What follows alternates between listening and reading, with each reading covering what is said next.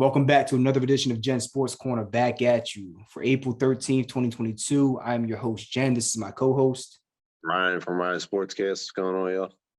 We're about to get into it. So a lot of topics to cover today. Let's go ahead and get into it. First and foremost, let's talk about the NBA playoffs and our 76ers. What's the good, the bad, what to expect in their first round matchup against the Raptors, and what's been going on in the NBA with the other teams right now so far. So, we have the Sixers playing the Raptors. We obviously have home court advantage and whatnot. We are the 4 seed, but what do you think about the matchup? What do you like? What do you not like?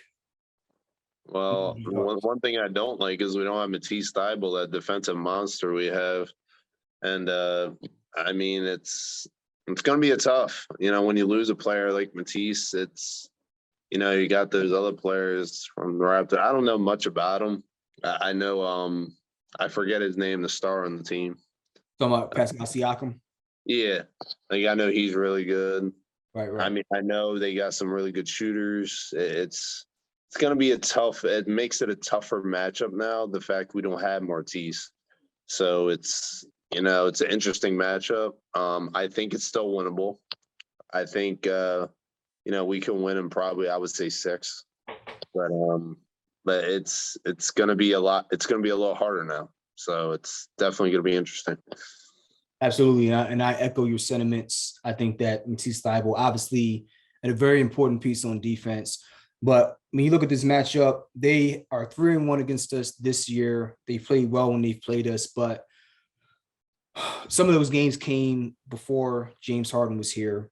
To the James Harden point, he has been struggling with shooting in the past 5 to 10 games. I get that. But overall, the things that he brings up, he brings the intangibles, the ability to dish the ball to the open guy. He's an assist-making machine.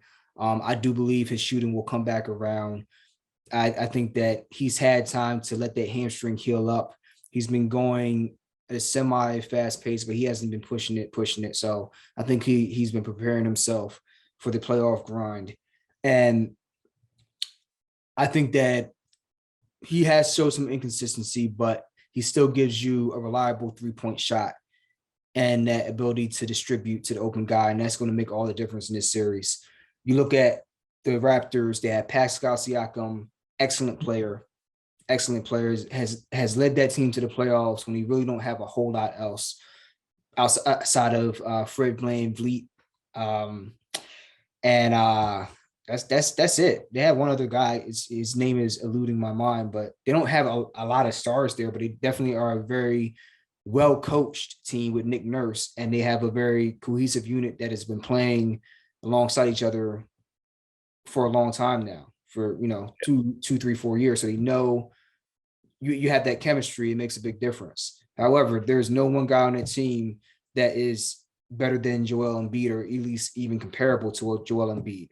When you can really tell him to let loose, back down somebody in the paint, and just body them. They don't have anybody that can deal with him, let alone have him be able to hit from beyond the arc as well. So you have the only guys that can compare to the guys that we have, I would say Siakam, Tobias Harris, Fred VanVleet. James Harden is better. Their center, they don't have anybody to compare against Embiid. So I think it's going to be a very tough series. They've shown that they are very well coached. They're a smart team, but I think over the course of 6 games, you're going to start to see that separation. Mm-hmm. But they're going to be a tough out. That being said, they're not able to take out the Raptors, then they were never going to go that far in these playoffs anyway. So that's the silver lining here. Yeah, exactly. You got enough where you can beat this team anyway. You still got Maxey, you got the MVP with Embiid, and just, we don't belong in the next round if we don't beat them even without Thybulle, my opinion. Exactly. Because you have a lot of tough teams here. You obviously have the Bucks, you have the Miami Heat. Are they a true number 1 team? Maybe not, but they're really good. They're always, Jimmy Butler always has his boys playing. And then you have the Nets, who are really like a dark horse team. They're really, really somebody to worry about. So you have a lot of really good teams in the East. Oh, Um, of course. so that's how I see it. The Nets just had a big win over the Cavaliers to guarantee themselves a spot in these playoffs. Oh, yeah. So they're the seventh seed now. Well, they're the seventh seed, and they played in the Cavaliers. I believe they play the winner of the Hawks and the Hornets, and then the winner of that game either gets in or goes home. Okay. The Hawks and the Hornets, they play, and whoever loses that game, they're out. Okay. 9 and 10 seed. And then the loser of the Nets Cavaliers game, which was the Cavaliers, the Cavaliers now will play the winner of that Hawks Hornets game, and then whoever wins that game, they go forward, and then the loser goes home. So that's how they eliminate the bottom two teams. So you're going to have an 8-team tournament when all Right. done for the first round. So yeah, we'll see what happens there. We'll see what happens. Obviously the West is hella strong. The Suns, they come on, man, 64 and 18, they're fire. The Grizzlies with Ja Morant, and then the Warriors, 53 and 29, and then obviously the Mavs with Luka out there. The West is stacked. So we just have to worry about taking care of our job and making sure that we advance and play well. Yeah. We get through this series and then we get Thibault back, and then we won't have to worry about not having him in there. And the Sixers have a really good chance, in my opinion. No, absolutely. So, guys, leave your comments, your thoughts in the comment section below. Let us know what you think. Will the Sixers win? Are they a strong favorite to get out of this round? Let me know what you guys think. So moving on, we're going to segue over to some baseball here. No, actually, no. We're going to go to football here because we're going to segue over to my Raiders. Big move today. Derek Carr signing a 3-year, $121.5 million deal with a no trade clause included. That's if there is ever a way to show your quarterback that you're invested in the future, that's the way you do it. I mean, Derek Carr is the guy right now. Every time there's a coaching change, a regime change, the only thing that's constant is Derek Carr still slinging the ball. I mean, that tells you a hell of a lot about his character and his abilities as a leader, that he's been around for 8-9 years through, like 5-6 head coaches now and a couple different front offices. And he's been one of the actual constants there. Yeah. So what are your thoughts on that and how it's going to affect the quarterback landscape? I mean, it's great for the Raiders. Like you get that stability at quarterback, and because that's one of the reasons Devontae Adams came there too, because he wanted to play with Derek Carr. So I think it's great for him and the chemistry that they already have. It's from college, so I'm sure it'll pick right up. Once they get some reps in, and it's great. I mean, I think Derek Carr is a very good player, but we'll see what happens. But the AFC West is very stacked. Yeah, man, this is crazy, man. $40.5 million per year. People would never have said that 2 or 3 years ago about Derek Carr. There were questions about whether he was either going to be on the team or kept on the team by Grudog. They're like, John Gruden came in there just like, well, he has a 1-year tryout basis, and if John Gruden don't like him, he's gone. And he just keeps proving himself to the point where you're getting paid 40. That Aaron Rodgers deal, I mean, that's kind of similar to what Derek Carr just got, man. Yeah. You know what I mean? That's wild, man. So, so here's some caveats to that. So earlier, this is a report by MSN. We pointed out that the Raiders could, in theory, cut Derek Carr after 1 year at a total payout of $24.9 million. Now we're looking through the entire contract. So there's a $7.5 million signing bonus, and then the base salary this year is $17.4 million fully guaranteed. And then 2023, he has a base salary of $32.9 million guaranteed for injury at signing, and then fully guaranteed on the third day of the waivers period. So they have some leeway to be able to cut him probably at a certain date, deadline, a certain cutoff date. Yeah. And then, so they're able to stretch this out over multiple years. So this year, so this is more like a contract extension, right? So this year's fully guaranteed. 2023 is guaranteed for injury. And then 2024 is $41.2 million, and only 7.5 of that $41 million is guaranteed at injury at signing, and becomes fully guaranteed on the third day of the waivers period. So they have leeway, like I don't know if that would be March or there would be February, whatever, to either guarantee that money by that date or cut him for a certain dead cap hit. But hey, look, you have that Fresno State connection because Derek Carr and Davante Adams, they had a hell of a season. It was either 1 or 2 years at Fresno State, and they put up numbers, dude. So they obviously are very, very familiar with each other. Yeah, it's big. Having, like I said, the chemistry, it picks right up, man. That team's going to be a problem.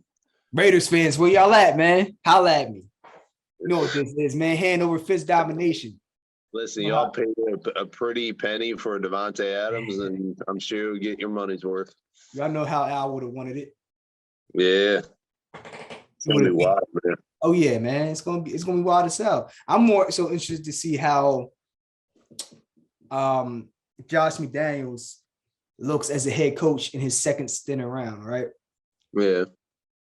Because, hey, look, say what you want about him. People don't like him. He's very polarizing, but Bill Belichick did not have a good stay in Cleveland as a head coach his first time around, and his second stint as a head coach with New England was where he really started to take off. But that first stint was not that good. Same thing with Pete Carroll. His first time as a head coach in the NFL did not go well. Then he went back to college, went to USC, did great things there, and then came back and became both legendary and infamous at the same time. I mean, he's known for raising that Legion of Boom squad, but he's also known for not running the ball at the goal line. So he's done great and bad in his second stint. Either way, I'd say he was still a great coach regardless. But no, without question. So we'll see with Josh McDaniels. Maybe he did not seem like he knew how to lead a locker room of men as a head coach the first time around. No. Damn, I can't remember for the Broncos. He did not know how to lead that team as a head coach. And then you had the other case where he accepted a job offer and he backed out at the last minute. So it's just like he had a lot of growing up to do. Mm-hmm. So we'll see how he handles this responsibility. He's coming to a squad that is looking for direction, but we have some really good pieces, man. Derek Carr and now top 1, top 2 wide receiver in football. And then top 1, top 2 tight end in football. So, yeah, I mean, I think Davante Adams has probably been the most consistent wide receiver in football for the past couple of years now. Oh yeah, man. Oh yes. Exciting times, yo, Raiders fans, Raider Nation. Leave your comments below. Let me know what you think about this signing. Let me know what you think about the short-term future, the long-term future. Let me know what you think about the coaching staff, if they're going to be able to take advantage of this gift that we have right here. We went from having our number 1 draft pick pretty much get expelled from the league after following that car crash, and then having no number 1 receiver, to now having the best wide receiver in football, arguably. So let me know what you guys think. Are you excited? Are you have a certain amount of reservedness? Do you have trepidation? What is it? You know what I mean? So that's that. So now moving on back to Philadelphia, back to the East Coast, we're going to talk about them Philadelphia fighting Phillies. First 6 games, the good, the bad, the ugly. What say you, sir? I like what I see from the offense, but there's times that I haven't liked what I've seen from the bullpen. But I tell you what, with this lineup, I remember the first game I watched with them, the first couple, they were lighting it up out there. But then, I think the past few games, I know they came back against the Mets that one game. I think it was 5-4. Then yesterday they fell short. So it's been a little up and down, but I more so like what I see than what I don't see. I think they're going to be a very good team this year, and I'm really excited. Yeah. I echo those sentiments. The athletic series, the first 2 games, great. The third game, they came out a little bit flat. They had some opportunities, left some guys on base. The pitching was still really good in that game, regardless. Oh, yeah, sure. Absolutely. This Mets series, 5-4 win in the first game. They lost 2-0 in the second game. The pitching was there. The offense was not. To your Yeah. point, a little bit inconsistency in that game, but we're only 6 games in. And then the third game last night, they lost to Matt Scherzer. He cruised. I mean, Matt Scherzer is Matt Scherzer. He's going to do what he does. I'm not really upset at them for that, but Not at all. we were able to put up runs against their relief pitching, but we gave up too many runs, man. You can't give up 9 runs and win a game. Doesn't work like that. Not at all. I mean, the pitching, I think, has been better overall. Yeah. But you still see it's there. Yeah, they need time. They just need time because I like what I saw out of the bullpen overall. Overall, yeah. So Brad Hand looked really good, as I expected. I'm waiting to see what Corey Knebel looks like. I haven't seen any of the games with him in it yet. Even if he played, I didn't see him yet. Then you have Sir Anthony Dominguez back. You have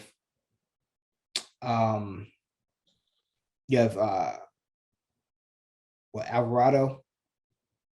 Yeah. I think he's the one that chucks like 99 or 100, something like that. Yeah, he's pretty good. And then, if I'm not mistaken, Zach Wheeler's back, right? Or is he not back yet? That one I'm not too sure of. Yeah, I know he was out with an illness. I don't know if he's back yet, but yeah, I'm interested to see what the rotation looks like with Nola, Zach Wheeler, and then I think it's Kyle Gibson. Yeah. Right. Who looked good in his first start. He's not going to look like a Cy Young Award winner every night, but I think he's going to give you solid production. That's what you're looking for. Give you five, maybe 6 strong innings, and then be able to turn it over to the bullpen. Right. So yeah, and then let's talk about some of the young guys. Bryson Stott looking good so far. Alec Boehm having some struggles. There was a whole big thing this week about him dropping the F-bomb, saying like, "I hate this Evan City," or something like that. Or and I get it, because he's been struggling in the field at third base a little bit. And look, I'm not trying to compare him to this player, but Mike Schmidt had his struggles. I don't know if it was 83 or 84, and they were talking about on the radio. He really struggled that year. You're talking about somebody who was a World Series champion, and he really struggled that year. And he had a contentious relationship with the city in the earlier part of his career. It wasn't until later in his career where he started to get the city and they started getting him. But he would make some comments that were kind of not as bad as what Boehm said, but definitely off color, definitely in the same ballpark. And he eventually, there was one game where he came in wearing like a wig or something, and it was like the first time we actually like got it. Like, they're getting on me because they care. If they thought I wasn't worth getting upset at, they would just be indifferent, and they would just like, whatever, he's another guy, who cares? Right. So, and I think Boehm gets that. He apologized the next day. It's just like, it is what it is, man. Like, he's just saying the things that we would say out of frustration if we were in his spot right now. We get that. He gets that. So I don't have a problem with it. Yeah, me either. It is what it is. He's gonna, when you struggle like that, you're gonna say things you don't mean. It's he's a human being. It comes out. Yeah. So that's what I said. I don't really see a big deal. Just keep working hard and continue to get better and improving on your weaknesses and your deficiencies. And this town will love you for it, even if you don't become an all-star. And if you become an all-star, you'll be stuff of legend in this town. Oh yeah. There are guys that, think of like the Vince Papales of the world. Wasn't the most talented guy, but he was a solid special teams player with the Eagles, and he just put his cojones on the table every game. And there's not a bar he could go to right now where there wouldn't be somebody in there that will offer him a round of drinks. Exactly. You know what I mean? Yeah. And he's not a Brian Dawkins. He's not a Mike Schmidt. He's not but he embodies everything this city is about. Yeah. Yeah, so I'm curious to see this series with the Marlins tomorrow night, 6:40. We open up in Florida at the Marlins. One of the people I know is actually going down to the game, so I'm be curious how the Phillies look in that empty behind stadium down there in Miami. Yeah, we'll see.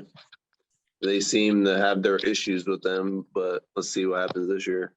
Yeah, hopefully they can Turn around. turn that trend around. Yeah. Yeah. All right. So let me know what you guys' thoughts are on the Phillies, how they look so far, things you would like to see them improve on, what their strengths are, what the weaknesses are, your thoughts on the Alec Bohm situation, and there's what it is. All I know is Castellanos and Harper and Reese are hitting the cover off the ball, man. That much I do know. Yes, indeed. That being said, we're going to go ahead and get into this last topic. And we're going to go ahead and switch over to boxing. We haven't talked about it in a while. And look, that's my bread and butter. That's what this channel was originally built on. And I apologize to y'all and myself for straying away from it for this long. So let's go ahead and get into it. Big fight this weekend. Errol Spence Jr., The Truth, going against Yordenis Ugas for 3 of the titles at welterweight. Big fight this weekend. Errol Spence, really had a nice win over Danny Garcia coming off that layoff from the eye injury, from the accident. And then he had to step out of the Manny Pacquiao fight because of the eye injury. And then coincidentally, Yordenis Ugas was the guy who came in on short notice to fight Manny Pacquiao. Short notice, and then came in, and there was speculation that he had possibly, I think, a partially torn bicep going into that fight, and on his left arm, on his jab arm, and he still was able to come in, fight a very good fight, and I think, in my opinion, outpoint Manny Pacquiao in that fight down the stretch of that fight in the later rounds. Earned that fight. Very impressed by Manny, but equally as impressed, if not more impressed, by Yordenis Ugas. So you got the WBA belt from Manny Pacquiao. And then Errol Spence has 2 of the 2 belts. Terrence Crawford has the 4th belt. So they're going to be facing off this weekend, man. I don't know if you've seen Errol Spence, but Errol Spence is one of those guys where he'll walk you down and just try to wear you down over the course of time. So that's the fight I'm looking for. What are your thoughts on this fight, if any? It should be very interesting. I don't know much about boxing, into that. I know Sean Porter's that didn't Errol Spence fight Sean Porter? He did, and outside of one round, I had it a draw. If not for the knockdown, I thought Sean Porter won the fight. Yeah, I did too. But I mean, I don't know much about the other dude, but I know it's, from the sounds of it, it's going to be an interesting fight. So I might have to check it out. You definitely should, man.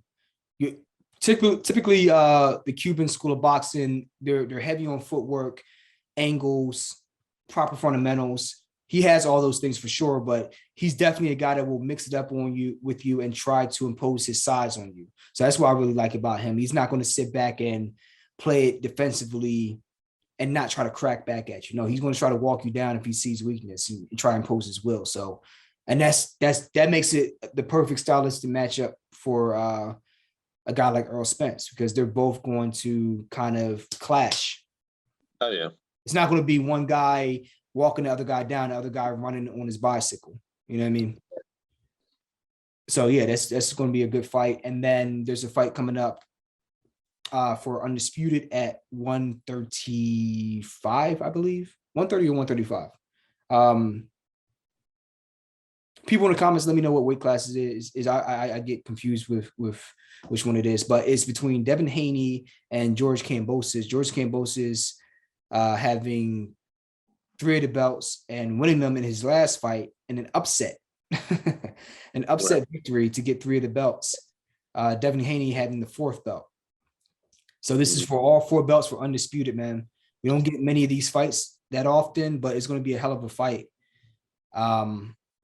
It's now it's bugging me because I can't remember. Against Teofimo Lopez. Teofimo Lopez came there as the hands down odds-on favorite.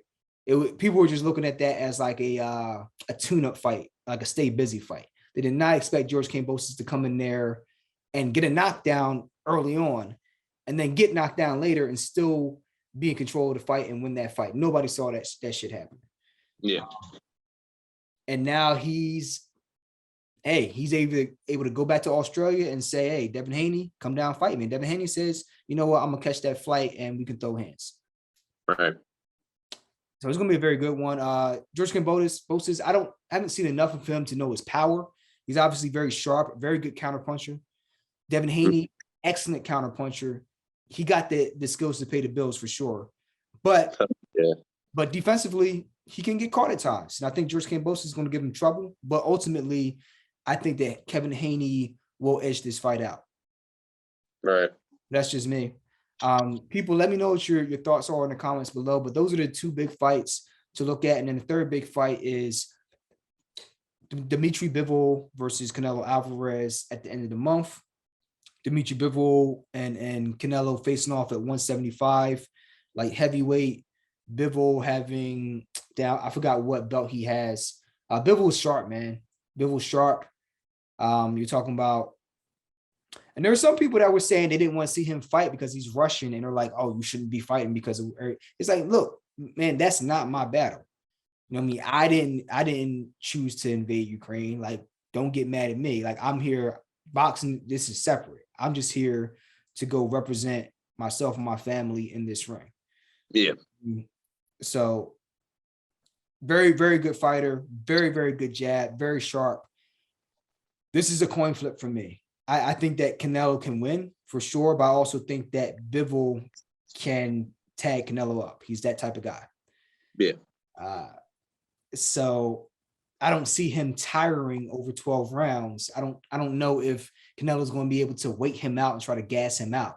I don't think that's going to be the game plan to work for him. I think he's going to have to be active at least 8 or 9 out of the 12 rounds to really try to do damage on Bivol and get him the F up out of there. Otherwise, Bivol is going to box his head off. Yeah. So that's another one to look for. I got the zone, so if you want to watch the fight, man, you're more than welcome to check it out. Yeah, I might pop over. Yeah, for sure. But let me know what you guys think about those three fights. Who do you have winning the Canelo Bivol fight? Who do you have winning the Devin Haney Kambosos fight for undisputed? And who do you have winning this fight this weekend between Errol Spence Jr. and Yordenis Ugas for 3 belts at welterweight 147? That being said, that's it for this episode. You know, we're getting ready for the Sixers playoffs on Saturday as well. So it's going to be a busy weekend with boxing and then the start of the NBA playoffs for the Sixers. So the next time we speak, we'll be talking about those things, man. So with that said, we're going to wrap this up. I'm your host, Jen. This is my co-host again, Ryan for Sportscast. We're going to holler at y'all, man. Fear the beard, man. You see what it is. Peace.